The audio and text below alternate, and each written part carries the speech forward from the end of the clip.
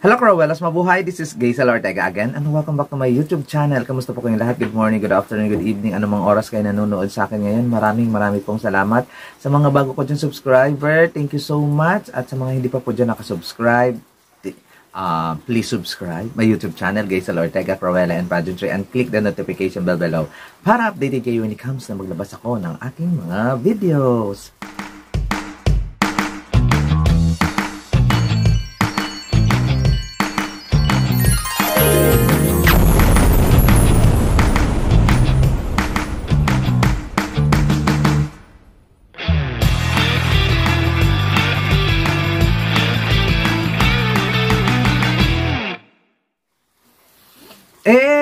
Naka-move on na ba kayo guys sa na-disappoint ang mga Pilipino sa hindi nakapasok si Michelle D sa top 5? Oh my gosh. Na-sad ba? Naka-move on pa rin ba kayo sa sad? Ako hindi pa. Hanggang ngayon nalungkot pa rin ako. Parang mas masakit to kaysa nung nangyari kay Celeste Cortez. Diba? Kasi nag-perform kasi ng maayos, nag-perform ng mabuti, maganda ang gown. So, saan nagkulang? Yung mga ano talaga. Pero, syempre, nandito tayo para sa review and analysis ng nangyaring Miss Universe 2023. O, diba? Kung ano nga ba ang aking mahahanash doon sa mga review at kung ano nga ba ang aking masasabi doon sa kabuuhan ng pageant. Diba? First, the production. I love it. Bravo, Miss Universe. Stage. Bravo, bravo, bravo. Guest performance, bravo, bravo, bravo. Host, excellent. My energy, ang Lola Olivia Culpo ninyo. Lalong-lalo na so proud talaga kay Miss Catriona Gray. Grabe, talagang siya yata ang pinakamahabang spiel sa lahat ng host. Kahit backstage host lang siya ng bonggang-bongga. I love it. I love the whole production. Punta na tayo ngayon sa sa top 20, diba? Siyempre, yung mga top 20, may listahan tayo dyan. Nicaragua, Spain, Puerto Rico, Namibia, Venezuela, India, Thailand, Chile, Jamaica, USA, Nepal, Peru, Cameroon, Colombia, Pakistan, Australia, Philippines, Portugal, South Africa, and El Salvador. Doon sa top 20, ang nakuha ko sa aking prediction ay 14. Ay wala naman akong problema doon kasi pack na pack pa naman para ang aking prediction. Diba? Accurate man naman kahit papaano. Kahit nakakuha ako ng 14 out of 20. O diba?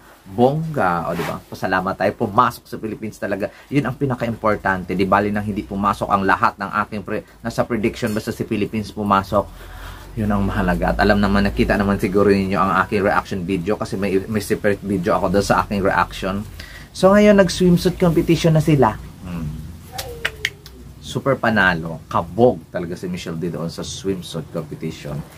At syempre, hindi pwede na hindi siya pumasok sa top 10. Kaya ito na yung top 10. Puerto Rico, Thailand, Peru, Colombia, Nicaragua, Philippines, El Salvador, Venezuela, Australia, and Spain. Sa top 10 na tinawag nila, isa lang yung hindi ko kinuha dito, si Spain. Pero the rest is, yung siyam ay pasok naman talaga sa banga sa top 10 ko. So wala na akong problema dun. Grabe, ang saya ng moment na makapasok si Michelle D sa top 10. Iba yung saya, iba yung relief. May mga ganun, tapos inawardan siya ng Voice for Change gold medal. Wow, amazing yon. Makakapagbigay siya sa kanyang charity at saka sa advocacy niya sa charity niya with Spectrum Kinembolar ng $12,000 US. Makalaking tulong yon sa kanyang advocacy. So, after ng announcement ay nag-long gown competition. Uy, grabe. I'm so excited talaga nung lumabas si Mexico. Apakabongga ni Mexico. Ni Puerto Rico, ang galing. Bongga, the hairstyle, everything about Puerto Rico is amazing. Paglabas ni Thailand, ulit-uli. Ganun talaga. Parang hindi nagbago, inulit. Parang wala man lang bagong kulay. Ano, Antonia? Ano to? Miss Universe Thailand? Wala. Hindi ko naman sinisisi dito sa Antonia, ha. Sinisisi ko yung team. Bakit pajulit-julit at parang konti lang yung diferensya doon sa pinanalo niya sa Miss Universe Thailand, yung pinanalo sa prelims competition. At saka ito, 4 na klase na gown na iba-iba ang eksena pero magkakamukha, mga ganon. So, Peru, maganda ang eksena ni Peru. Tapos, Colombia. Si Colombia ulit din. Wala silang budget sa second gown. Ganon yung eksena. Nicaragua nagbigay sa akin ng amazing performance sa long gown competition. Pak! Philippines! Diba, nakita ninyo ang very inspired black gown na super ganda. Super ganda. Nag-perform ng bonggang-bongga. Iniisip ko, siya ang naiba sa lahat. Sa wakas, may nakikita tayong ibang gown sa Miss Universe. Next ay si El Salvador. Si El Salvador, ganon din yung kulay. Hindi ko alam kung anong kulay doon. Pag white ba or silver, whatsoever. Si Venezuela, wala ring budget. Wala ring budget sa kanyang gown. It's obvious na si Venezuela, wala na doon sa top 5. Australia. Si Australia na mayroong wedding gown. mas pa-wedding gown yung eksena ni Australia. Si Spain, nagbigay din ng magandang performance sa gown competition. But, ito na yung pinaka-sad part. Top 5. Tinawag si Australia, o diba, nakalusot ang wedding gown. Tinawag si Puerto Rico, wala naman akong against doon. Tinawag si Nicaragua, wala rin naman akong against doon. Tinawag si Thailand, hindi pa na umay ang judges sa gown ni Thailand. At tinawag si Colombia, isa pa to. Okay. Yung hindi natawag si Michelle D sa top 5, yun yung saddest moment of the year. Grabe yung moment na yun. Parang saan? Bakit? Mapapaganoon ka talaga. Bakit hindi natawag si Michelle D sa top 5? Yun yung nakakalungkot. Parang ang mas masakit pa to masakit pa yung nangyari na to doon kay Celeste Cortesi. Hindi ko alam. Ano bang klase yung tingin ng mga judges sa gown ni Michelle D? Hindi ba sila ready sa ganong high fashion gown? Hindi ba sila ready sa kakaibang gown? Or hindi sila ready na kayang akudaan ni Michelle Marquez D yung mga nakasali dito sa top 5 at talagang hindi nila ipinasok sa top 5 kahit nag-perform naman siya ng bonggang-bongga. Ayun talaga, yun yung big question mark talaga. So, ibig sabihin ba nito, naka-ready na talaga yung top 5 nila na contestant at talagang isiningit lang talaga si Michelle D for top 10 kahit nagbigay siya ng performance, hindi pa rin siya makakapasok sa top 5. Ganun ba yun? Grabe yung hanggang ngayon, hindi ako nakamove on sa sadness. Nalungkot talaga ako.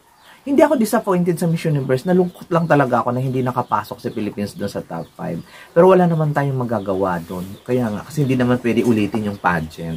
At kung sino ang nagbigay ng bonggang-bonggang performance ay makakapasok sa top 5. Talagang may na-prepare na talaga siguro silang top 5. At yun lang yung pwedeng pagpipiliin. At kahit anong mangyari, pasok na talaga sila sa top 5. At kahit tuwad-tuwad man dyan at kung split-split man dyan yung ibang contestant nakapasok sa top 10, ay wala na rin talagang magagawa. Yun na lang talaga. Hindi talaga siya bet or hindi bet ng judges yung kanyang eksena sa gown at kung ano man ang bet nila. Nakakaloka.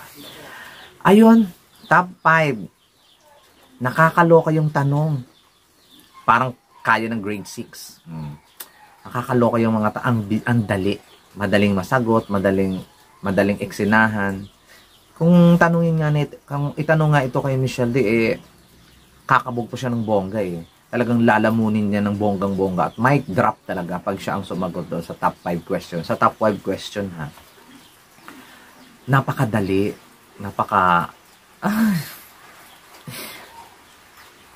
Tapos sa sobrang dali ng question, okay lang naman minani na Australia yung tanong. Kasi I know naman talaga na she can speak. Si Puerto Rico sa sobrang dali ng question, hindi nakasagot. Nakasagot pero kinabahan. 'Di ba nakakaloka? Yun talaga yung pag hindi mo talaga destiny yung corona kahit sobrang sa total lang sa 5 na to si Puerto Rico pinakamanalo, pero dahil wala tayo ang destiny, kinabahan yung lola mo, hindi nakasagot ng maayos. Tapos si Nicaragua, ginalingan. Ginalingan ni Nicaragua sumagot doon. Kasi ang dali. Ang dali. Si Thailand, ginalingan din. Obviously, na siya ang pinakabonggang answer doon sa top 5. Si Colombia, okay lang. Okay lang din. Pang so-so lang din. Pang so-so lang din yung yung eksena niya. Tapos, eto na top 3. Yung una si Thailand, okay, deserve. Kasi siya ang pinakabonggang sagot doon, to be honest. Tapos, next na tinawag si Australia. Ano to? Si Puerto Rico, wala na. Kasi obviously, na si Nicaragua na yung huli. Kasi nga, maganda yung sagot. So, wala nang ang aking manok na si Puerto Rico. Pero still, nandito pa rin yung aking, ang natira na lang kasi sa aking top 3 ay si Nicaragua. Siyempre, si Nicaragua na lang yung aking manok for top 3 kasi nga siya na lang ang natira ko sa top 3 ko na na prediction. Ayun, eto na, nagsagutan na. Ginalingan ni Thailand. Ginalingan niya talaga. Talaga may mga palabok pa, may mga kung ano-ano pang mga eksena. Tapos sumagot itong si Australia. Hindi nag-isip. Sinanay na lang yung sinabi niya. So, to be honest, yung question, madali siya pakinggan. Pero mahirap siya sagutin. Madali yung question, pero mahirap sagutin. Ayun yung magkakaiba. Nahirapan ako doon sa question kasi wala akong maisip na ibang babae na kung halimbawa mabubuhay ako uli at gusto kong maging siya. Wala akong maisip. Tama yung sinagot ng Australia. Sinanay niya lang talaga. Nanay niya, yung mother na lang niya talaga. Kasi wala siyang maisip na ibang empowered woman. Wala siya siguro maisip na ibang girls na pwede niya siyang maging kung if ever man. Si Nicaragua ang nagbigay ng best answer for me. In Spanish, of course. Kaloka, no? At akala ko talaga ibibigay kay Thailand. Kasi hindi pa sila at saka owner, mabuti na lang ibinigay kay Nicaragua. Kasi si Nicaragua ang nagbigay ng best answer. Kung tama mo yung translation ng na yun, ng translator, siya ang nagbigay ng best answer. At thank you Lord talaga ng bonggang-bongga. At ibinigay kay Nicaragua ang Miss Universe 2023. Congratulations. Pero bago ko sila i-congratulate, syempre dito muna tayo kay Miss Philippines.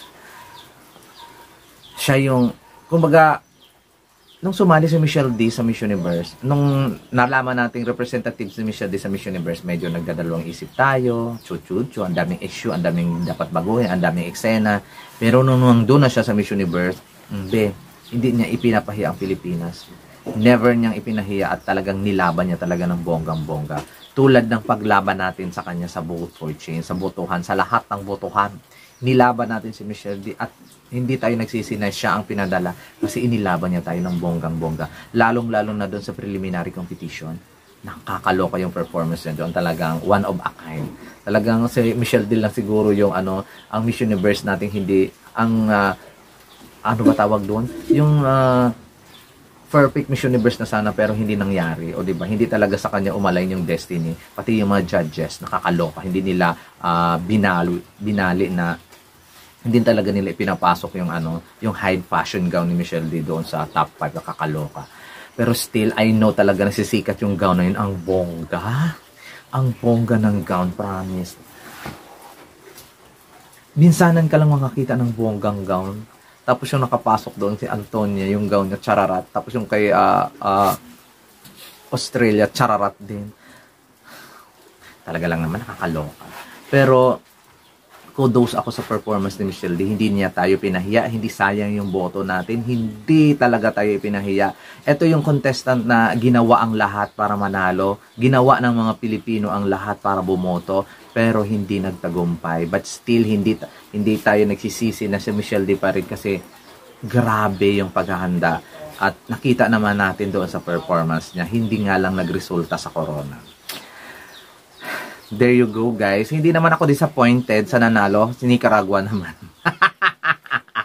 Si Nicaragua naman yung nanalo. So, hindi naman ako na-disappoint ng bonggang-bongga.